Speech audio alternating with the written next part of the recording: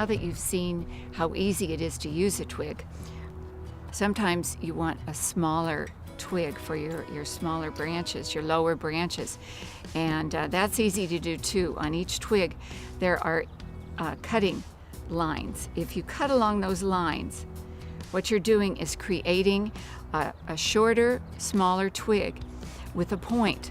The point, of course, will make the twig easier to insert in the soil.